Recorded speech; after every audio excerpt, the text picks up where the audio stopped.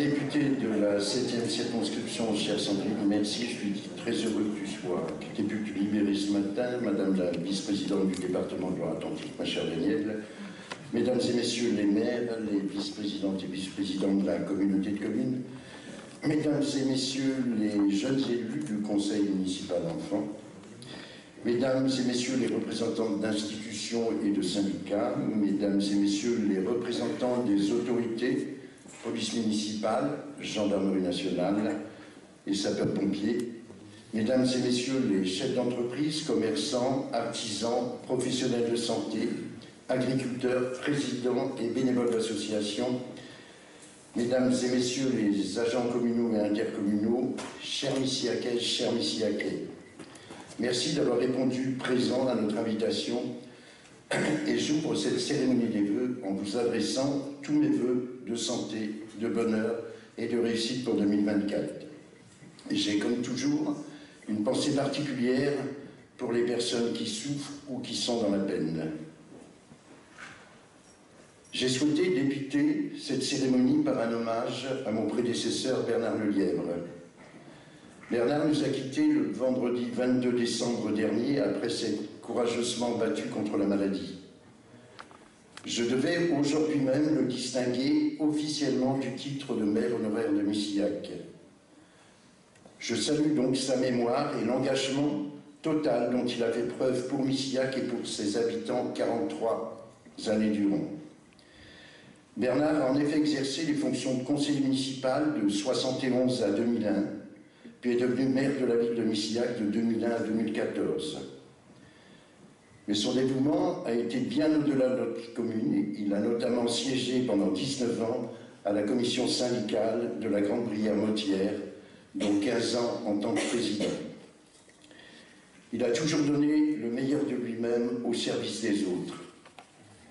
C'est ainsi qu'il me tenait à cœur de proposer son nom à Monsieur le Préfet afin que Bernard soit nommé maire honoraire de notre commune. Il était depuis le mois d'octobre. En sa mémoire, je vous propose d'observer une minute de silence.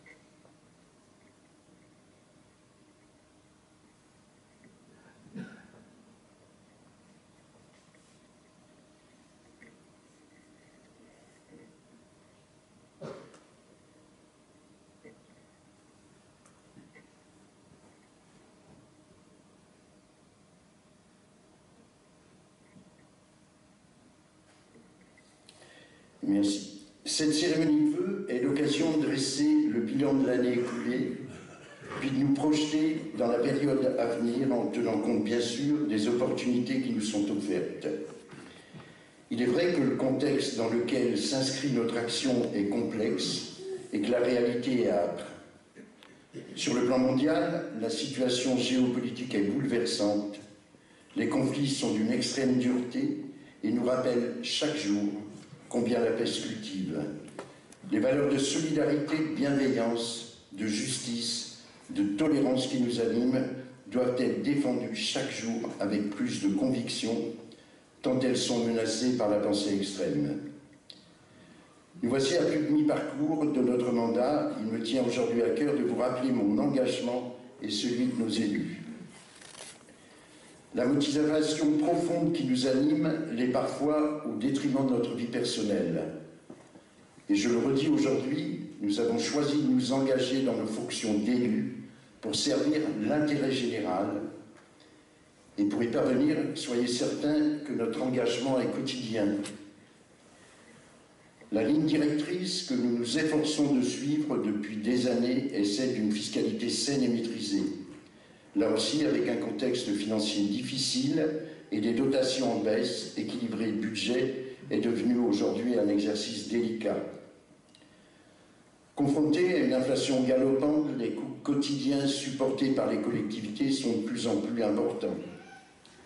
Et pourtant, nous avons cette année encore fait le choix de ne pas augmenter les impôts fonciers. Les collectivités se heurtent aux problèmes de pénurie ou difficultés d'approvisionnement de matériaux. Nous sommes tributaires d'une conjoncture défavorable. Tout cela nous oblige à repenser régulièrement notre feuille de route pour ajuster au mieux notre programme à la réalité du terrain. C'est donc avec un regard sans cesse renouvelé et responsable que l'équipe municipale bâtit ses projets et leurs ajustements. Je tiens d'ailleurs à remercier les élus et les agents qui sont présents à mes côtés et qui font preuve d'une capacité d'adaptation certaine. C'est ainsi que cette année 2023 a été remplie de grandes réalisations qui étaient attendues. Notre commune a intégré le programme Petite Ville de demain au printemps 2021. Le premier projet à s'être inscrit dans ce programme est celui de la halle de marché. Elle a été inaugurée le 1er juillet dernier. Ce projet, d'un montant global de 847 000 €, a reçu le soutien financier du Conseil départemental de Loire-Atlantique à hauteur de 202 655 €, de l'État à hauteur de 175 000 € et du Conseil régional des Pays de la Loire à hauteur de 46 260 €. Cette inauguration a également été l'occasion de présenter la sculpture Flux 256, mise en place sur le parvis de la mairie, sculpture qui est venue moderniser le réaménagement global de ce lieu central du cœur de ville. Autre grand projet à avoir vu le jour l'an dernier, les aménagements de sécurisation, La Houssaye, Pernod, Biou. Après une concertation lancée avec les riverains début 2023, les travaux ont débuté à l'été, ils se sont achevés en novembre. Ce projet routier est l'un des plus importants du municipal. 2 km de voirie aménagée avec création d'un chaussée-doux, sécurisation des cheminements piétons, matérialisation des pistes cyclables, aménagement pour réduire la vitesse sans oublier la mise en place d'un ORB sur la totalité de la portion. Ces travaux, d'un montant de 707 900 € ont bénéficié du soutien financier du département. Je ne connais pas encore l'enveloppe, mais je devrais la connaître rapidement. Et le produit des amendes de police a ainsi été reversé à hauteur de 22 500 €. En parallèle, le chantier pour l'extension du restaurant scolaire a été lancé et sur le point de s'achever, les travaux ont consisté à la création d'une extension de 430 m² que vous pouvez voir sur ma droite. Cette nouvelle salle de restauration accueillera d'ici quelques semaines 250 convives de maternelle. Cette réalisation d'un montant d'1 689 800 € a été soutenue financièrement par le Conseil départemental de Loire-Atlantique à hauteur de 378 768 €, par l'État à hauteur de 210 000 € et par les programmes européens leaders à hauteur de 68 600 €. Ici même, l'an dernier, j'avais évoqué le lancement pour 2023 des réflexions portant sur le projet d'un nouvel espace culturel La Garenne, pouvant accueillir la bibliothèque intercommunale. Contraint par la nécessité d'avancer la date de la réhabilitation de la salle des sports, le projet de pôle culturel est décalé, il devrait pouvoir faire l'objet d'échanges avant la fin de cette mandature. Et c'est donc justement la réhabilitation de la salle des sports qui sera lancée en 2024. Initialement prévue en début de mandat, nous avions été obligés de décaler sa programmation. Mais devant la nécessité de lancer des travaux qui ne pouvaient plus attendre, nous avons fait le choix de porter ce projet au cœur de nos réflexions depuis l'été dernier. Les différents diagnostics ont été réalisés, l'équipe de maîtrise d'œuvre a été retenue au mois de novembre, la phase d'étude a débuté, les marchés de travaux seront lancés au second trimestre et le chantier devrait pouvoir débuter au beau jour. Le projet consiste à restructurer le bâtiment, le plateau de jeu, un nouveau dojo, la salle de tennis de table, mais aussi à réhabiliter les vestiaires et les locaux sanitaires. Le montant prévisionnel des travaux est de 3 millions d'euros.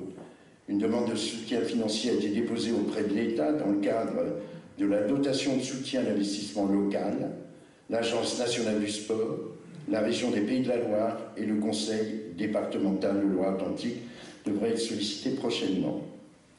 Autre projet qui occupera l'année, l'intégration d'un monument mort au sein du cimetière paysager. Ce projet réunit un groupe de travail depuis quelques semaines constitué d'élus, de techniciens et de membres de l'Union des anciens combattants de Missillac, que je salue. Il collabore avec le sculpteur Bruno Guéneuf pour la création artistique du monument. Ces grands projets sont ceux que nous défendons depuis 2020. D'autres de moindre envergure, mais tout aussi essentiels à notre commune, se déroulent au fil des jours. L'objectif étant de faire de Missillac une ville où chacun trouve à s'épanouir dans une qualité de vie quotidienne. Je peux vous dire que tout sera mis en œuvre pour que notre programme de campagne s'achève avec la réalisation de la majorité des projets pour lesquels nous nous sommes engagés. Malgré les difficultés que nous pouvons être confrontés et celles auxquelles nous allons certainement devoir faire face à l'avenir, je reste confiant. 5 709 habitants ont été recensés sur la commune lors de la toute dernière campagne de recensement obligatoire organisée début 2023. Selon la procédure, ce chiffre ne sera reconnu officiellement qu'au 1er janvier 2026. Au 1er janvier 2024, l'INSEE a donc communiqué une population légale missillacaise de 5 625 habitants. Comme chaque année, la commune a réservé un moment privilégié aux nouvelles familles qui s'installent sur le territoire. Au mois de septembre, une cinquantaine de nouveaux habitants est venue assister à la cérémonie de bienvenue. Les professionnels continuent eux aussi de choisir Missillac pour installer leurs activités. Le cœur de ville s'est d'ailleurs récemment animé de plusieurs pas-de-porte commerciaux venus compléter une offre déjà bien ancrée. Un supermarché s'installera prochainement sur le site de l'ancienne discothèque route de la Pommeraye. Le service urbanisme a délivré, en collaboration avec le service communautaire d'autorisation du droit des sols, une soixantaine de permis de construire en 2023. Depuis quelques mois, le plan local d'urbanisme de la commune est consultable en ligne sur le site géoportal urbanisme.gouv.fr. Le service urbanisme, qui a également finalisé le plan d'adressage portant sur le numérotage et la dénomination des voies de la commune.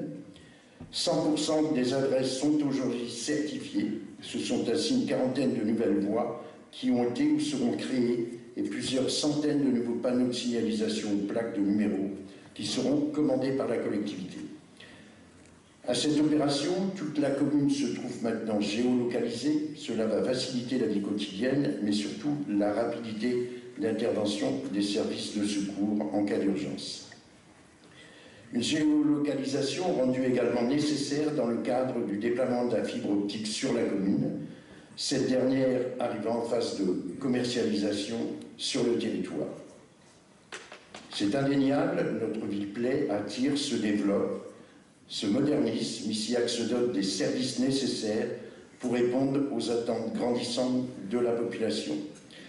Le service des titres d'identité a ouvert ses portes en mars 2023. Depuis, ce sont près de 1200 cartes d'identité ou passeports qui ont été délivrés. Le service réalise 32 rendez-vous par semaine en moyenne. Les rendez-vous peuvent être pris exclusivement sur le site internet de la ville. Les remises des titres sont possibles les mercredis après-midi et samedi matin, sans rendez-vous cette fois. L'agence postale communale a de son côté accueilli près de 14 000 usagers entre octobre 2022 et octobre 2023. 12 000 courriers ou colis ont été traités, 1500 services financiers réalisés et le local numérique a été mis à disposition d'une centaine de personnes. Pour une poste qui était malade, je crois qu'elle est dans le top 10, voire un petit peu mieux, des postes qui fonctionnent le mieux au niveau de notre département.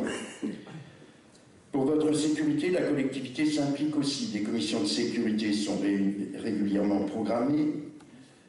Les cheminements doux et sécurisés se développent. Les chaussées pour les circulations douces, appelées couramment chaussées doux, se multiplient sur différents secteurs. Après la Croix d'Eau et le tronçon reliant le centre de Missillac à celui de Saint-Dolay, cet aménagement sera mis en place très bientôt du côté de Coulemont. L'interdiction de traverser les poids lourds en centre-bourg est quant à elle devenue permanente et définitive. L'arrêté départemental a été pris au mois d'octobre dernier, la signalétique est en cours de déploiement. Une troisième aire de covoiturage a été réalisée en 2023 au niveau de l'angle Berthaud. 9 places ont été créées à proximité immédiate d'une ligne régulière de transport en commun. Après une remise en état du réseau d'assainissement, 2024 verra la mise en place d'aménagements de sécurisation dans le centre-bourg. Les zones donnant la priorité aux piétons et aux limitations de vitesse abaissées vont s'étendre dans le cœur de ville. Les zones bleues également seront mises en place. L'objectif de tous ces aménagements est d'améliorer la sécurité des déplacements en apaisant la circulation et en favorisant le partage de la route. Notre plan communal de sauvegarde sera finalisé d'ici peu et on le souhaite avec grand plaisir.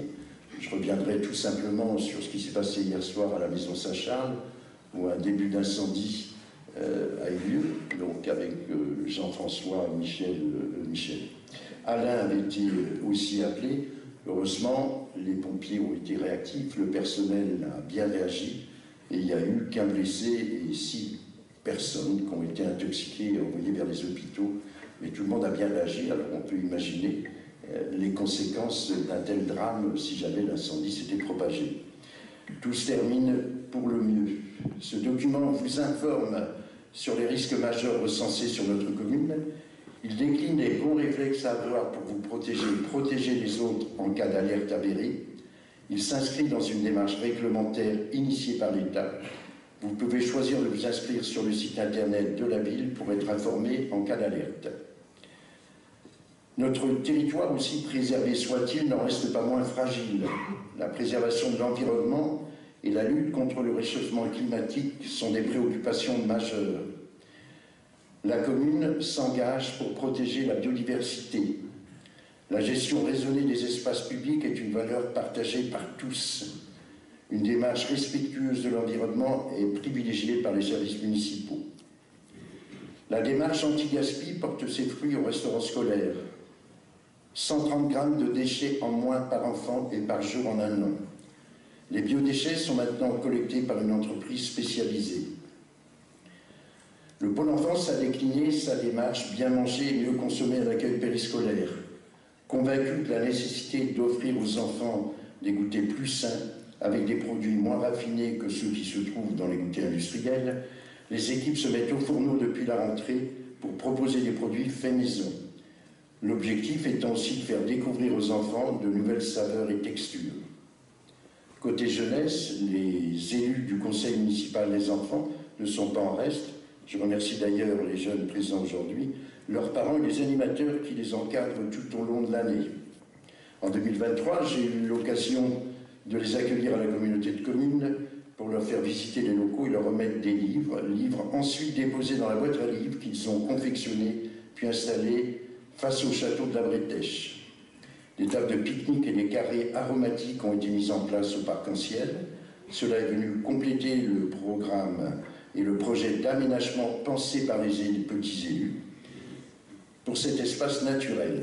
Plus récemment, le CME a revisité sa fête des sapins en décorant non plus les sapins sur le parvis de la mairie, mais les arbres et les arbustes du parc Anciel eux-mêmes. Le parc Anciel, qui accueille depuis l'automne un arbre de vie, symbole de l'engagement de la ville aux côtés du collectif Greffe Plus. Ce collectif regroupe des associations, des fédérations, des fondations qui œuvrent pour sensibiliser la population au don d'organes et à la greffe. Depuis le samedi 21 octobre 2023, Missillac est labellisée ville ambassadrice du don d'organes. Des panneaux de sensibilisation sont implantés aux entrées de la commune. J'espère que cette initiative permettra d'ouvrir le dialogue et faire tomber les tabous pour ainsi redonner à ce sujet de santé la place primordiale qu'il doit occuper dans nos vies. Notre volonté est de faire en sorte que vous puissiez trouver sur la commune tous ceux dont vous avez besoin dans votre quotidien. C'est avec force et envie de fédérer que nous nous investissons dans nos fonctions d'élus.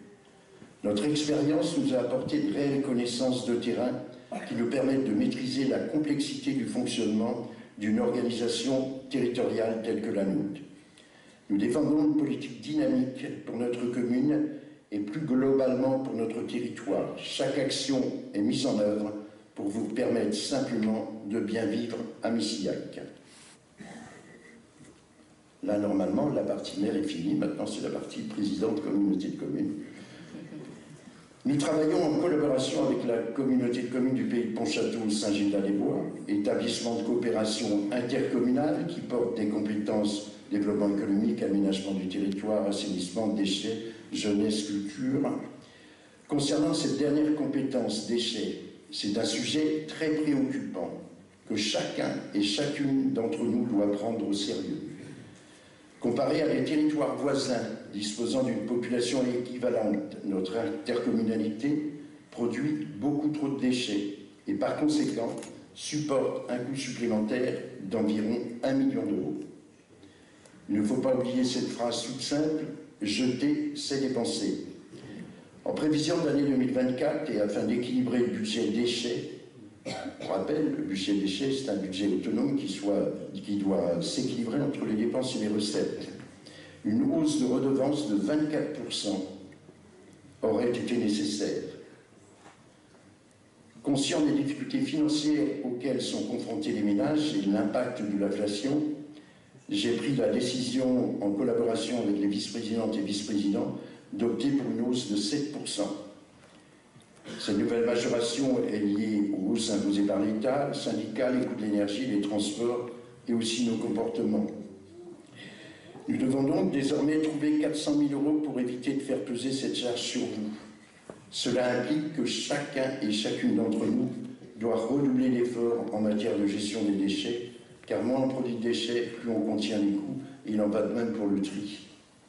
Pour information, 65% des containers noirs sur notre territoire contiennent encore des matières qui n'ont pas place à avoir, au lieu d'être mis dans les containers noirs, notamment les bouteilles de verre. Je suis convaincu que dès lors que nous travaillons dans un esprit d'équipe, nous pouvons surmonter beaucoup plus de défis et atteindre nos objectifs. C'est un pari qu'on a pris. On ne le réussira qu'avec vous. C'est le message que j'ai passé dans toutes les collectivités. La collectivité va se remettre en cause, des décisions importantes vont être prises lors du prochain conseil communautaire, mais on ne pourra pas arriver s'il n'y a pas de changement de comportement. On reviendra vers vous. Si on met en place ces pratiques, on devrait y arriver. Si on n'y arrive pas, je suis désolé, mais on équilibrera le budget d'une manière ou d'une autre. Et si les gens ne comprennent pas, pour équilibrer un budget, eh bien, on passe des augmentations. Mais je suis convaincu qu'on va y arriver.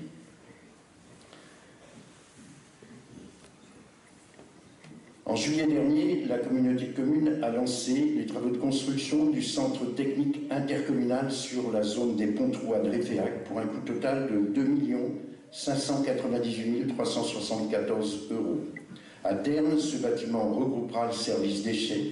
Actuellement, les locaux sont vétustes et implantés sur Saint-Gildas-les-Bois et de Réféac. La communauté de communes a réhabilité en 2023 la piscine intercommunale de plein air de Gagnouette. Cette nouvelle structure a ouvert ses portes au printemps dernier. Elle a engagé les travaux de rénovation de la piscine intercommunale de Sainte-Anne-sur-Brivet en mai 2023. Elle vous accueille actuellement sur des horaires restreints et devrait pouvoir ouvrir normalement à la fin du printemps 2024. La communauté de communes est aussi partenaire des championnats d'Europe de cyclocross. Malgré une météo complexe, l'édition 2023 qui s'est déroulée à Pontchâteau a été une vraie réussite avec un rayonnement international. Concernant la compétence tourisme, je souligne le franc succès des rando-crêpes qui ont rassemblé plus de 2000 participants l'été dernier. Parallèlement, des travaux d'aménagement ont été entrepris sur les chemins de randonnée, notamment sur Célérac. Sur le plan de la santé, la signature pour 5 ans du contrat local de santé a aussi été marquée en 2023. Cette initiative collaborative réunit différents acteurs et vise à améliorer les conditions de santé de notre population à travers diverses initiatives. En 2024, l'opération programmée d'amélioration de l'habitat sera lancée. Il s'agit d'un programme quinquennal visant à soutenir financièrement les propriétaires de biens immobiliers engagés dans des travaux de rénovation lourde. Cette année devrait aussi être marquée par l'inauguration du nouveau multi-accueil de Saint-Gildas-les-Bois, suite à l'extension et la réhabilitation du bâtiment d'origine. La réflexion pour le nouveau multi-accueil de Pontchâteau continuera en 2024. Les travaux de réhabilitation de la gendarmerie de Saint-Gildas-les-Bois devraient également débuter fin du premier semestre. Le développement économique occupera aussi une place centrale dans les priorités, avec une attention particulière portée à l'entretien des zones industrielles, artisanales et commerciales. En matière de mobilité, la communauté de communes a lancé 2 études cruciales pour rendre les déplacements entre nos communes plus efficaces et le schéma directeur cyclable visant à développer et sécuriser les déplacements doux. Sur Missillac, la communauté de communes achève actuellement la réhabilitation du réseau d'assainissement collectif de la rue du Stade. Celle de la rue de la Pommeraye, de la RD 965, vient de débuter et se poursuivra jusqu'au mois d'avril. Une partie du réseau de notre cœur de ville sera aussi réhabilitée dans le courant de l'année 2024. L'engagement communautaire est bien d'accompagner chacune de nos 9 communes vers un avenir durable, tout en renforçant la qualité de vie de notre territoire. La communauté de communes contribue à soutenir financièrement les ambitions municipales à travers le programme LEADER. Elle continuera de le faire sur le nouveau programme jusqu'à la fin de la mandature et aussi au travers d'1 million d'euros de fonds de concours mis à disposition des communes jusqu'à la fin de cette mandature. Nous, élus communautaires, faisons de notre mieux pour donner un avenir dynamique et prospère à notre territoire. Je tiens d'ailleurs à exprimer ma profonde gratitude envers nos conseillers communautaires missillaquais, Claudine Guillet, Caroline Borne, Audrey Chatal, Didier Broussard, ainsi que les membres des commissions, sans oublier Jean-François Vignard, vice-président de finances. Je souhaite que 2024 soit riche de collaboration, d'échanges et d'expression dans un esprit bienveillant et constructif. Pour terminer, je tiens à remercier les membres du conseil municipal, plus particulièrement mes adjoints qui m'accompagnent au quotidien. Je remercie également les entrepreneurs, les commerçants, les artisans, les agriculteurs, les professionnels de santé, les associations et leurs bénévoles. Je remercie Isabelle Wex, directrice générale des services de la collectivité, ainsi que les responsables de services et l'ensemble des agents municipaux et intercommunaux qui œuvrent au quotidien. Le service de police municipale, les sapeurs-pompiers et la gendarmerie nationale qui veillent sur nous. Enfin, je vous remercie, vous, Missillaquaises et Missillaquais.